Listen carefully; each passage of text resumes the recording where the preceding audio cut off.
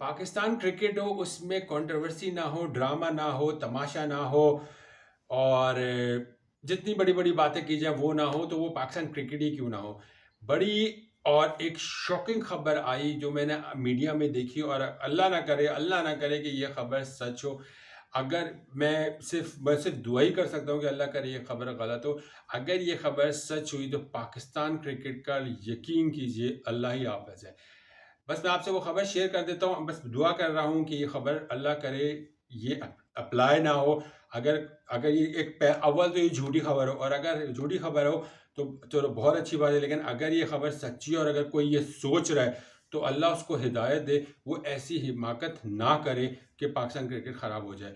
खबर ये है कि सोचा ये जा रहा है कि बाबर आजम और मोहम्मद रिजवान को आने वाली जो जनवरी यानी 2024 में जनवरी में पाकिस्तान न्यूजीलैंड जाएगा फॉर T20 सीरीज, उसके लिए ड्रॉप कर दिया जाए।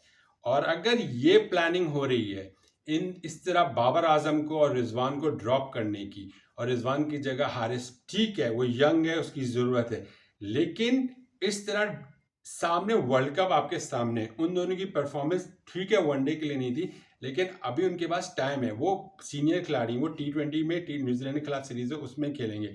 फिर PSL मैं कंसीडर ही नहीं करता एज वो। फिर एक और सीरीज आएगी पाकिस्तान इंग्लैंड से, फिर आप एक सोच सकते हैं कि हाँ यार इनको T20 वर्ल्ड कप में ले जाया जाए नहीं जाया जाए। लेकिन बाबर आजम के बगैर आप T20 वर्ल्ड कप खेल सकते हैं? आप खुद अपनी राय का इज़हार करें। बाबर आजम के फैंस हों या क्रिकेटिंग फैंस हों या दुनिया भर में जितने भी बाबर आजम के फैंस हों या दुनिया भर में क्रिकेटिंग फैंस हों, वो कभी इस बात को सोच सकते हैं कि बाबर आजम के बगैर पाकिस्तान क्रिकेट टीम T20 में उतरेगी और खासतौर पे T20 वर्ल्ड कप में। मैं अगर ये खबर सच है कि न्यूजीलैंड में इन दोनों को ड्रॉप किया जा रहा है तो यकीन मानिए ये भरपूर प्लानिंग हो रही होगी कि इन दोनों को अगर ड्रॉप करते हैं तो T20 वर्ल्ड कप में इन दोनों को नहीं लेके जाएंगे। और अगर इन दोनों को नहीं लेके जाएंगे तो अब आप मुझे बताइए ये प्लानिंग करेंगे या आप तो किसको लेके जाएंगे? क्या उस वक्त तक उमर गुल को लेकर आएंगे? मेरे ना, क्योंकि अगर आप पर्चियों की ज़िंदगी चला रहे हैं तो आप किसी को भी ला सकते हैं। मुझे तो नो, मैं मफरूज़े पे बात कर रहा हूँ। मुझे सिर्फ डर है कि कहीं ये ना हो कि मैं T20 वर्ल्ड कप में उमर गुल की सिलेक्शन देख रहा हूँ in place of Babar Azam.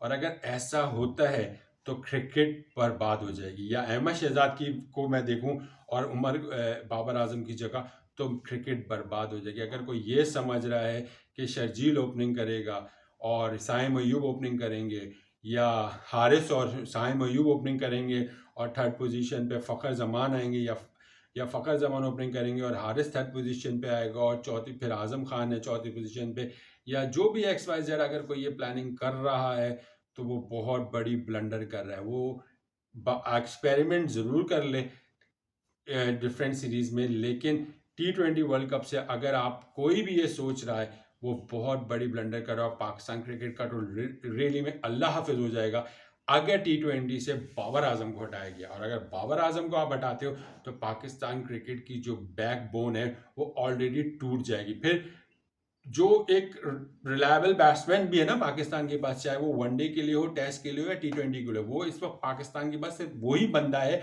जिस पे पाकिस्तान को फख्र है, पाकिस्तान को एक उस पे नाज है और पाकिस्तान का हर बंदा रिलाय करता है। यकीन माने कोई ओपनर आउट होता है ना तो सिर्फ ऑफिस हो, घर हो, कहीं पे महल्ला हो, दुकान हो, अगर कोई बोले अरे ओपनर आउट हो गया तो सबकी जबान पे होता है अरे टेंशन की बात नहीं है, बाबर आजम है। बाबर आजम तो है ना, बाबर आजम खड़ा बना, आउट तो नहीं हुआ, बस कह रहे हैं बाबर संभाल लेगा। यकीन मानिए ये कराची हो, लाहौर हो, इस्लामाबाद हो, कोयटा हो, पेशावर हो, जहाँ जहाँ छोटा बड़ा हर जगह ये बात करता है कि बाबर आजम है क्रीज पे खड़ा हुआ, टेंशन नहीं है, मैच बच जाएगा। बाबर आजम चला जाएगा, आउट हो जाता है तो लोगों को थोड़ा सा टेंशन शुरू हो जाती है। तो इट मीन्स कि Babar Azam is the only player जो रिलायबल है। अब शोएब मलिक ने अपनी वो ज़रूर वो की है,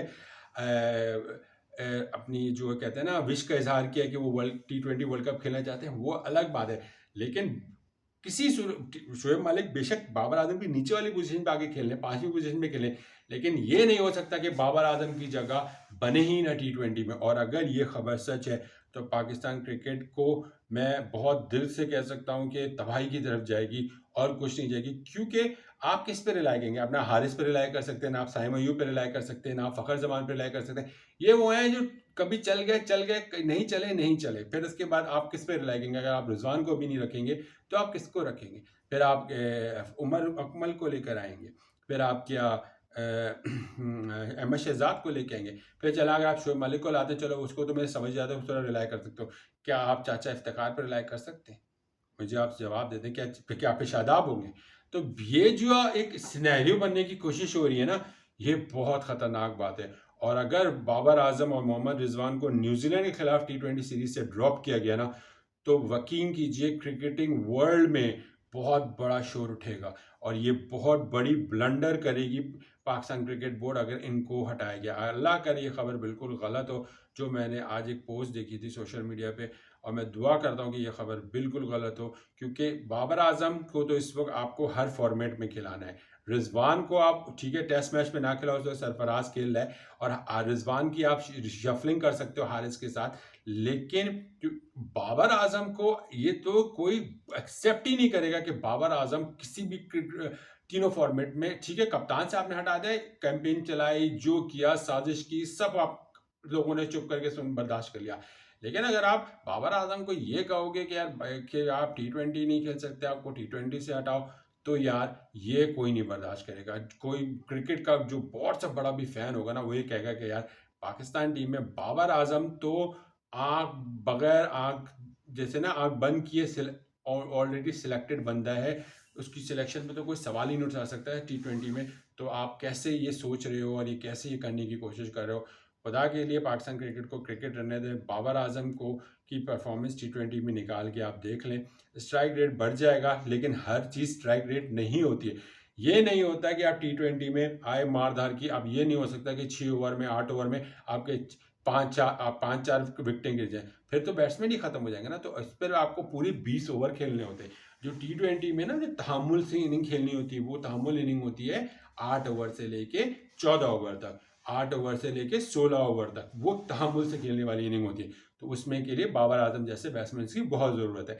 अगर पीसीबी या कोई XYZ ये इस चीज़ को सोच रहा है, तो वो बहुत बड़ा गलती कर रहा है, और ये खैर आने वाला वक्त बताएगा। अब आप अपनी राय का इज़हार कीजिए कि ये इतनी बड़ी ब्लंडर कैसे कौन कर सकता है इस टाइम पे, जब सर पे आपकी टी20 वर्ल्ड कप हो और आप ये सोच रहे हो कि टी20 वर्ल्ड कप में बाबर आजम ना हो या न्यूजीलैंड सीरीज में बाबर आजम ना हो। ये बहुत बड़ा सवाल, या मोहम्मद रिजवान ना हो, ये बहुत बड़ा सवाल है। अपनी राय का इजहार कीजिएगा। ये इनकी क्रिकेट अभी बाकी है, प्लीज़ इनकी क्रिकेट मत तबाह कीजिए। अल्लाह हाफिज़।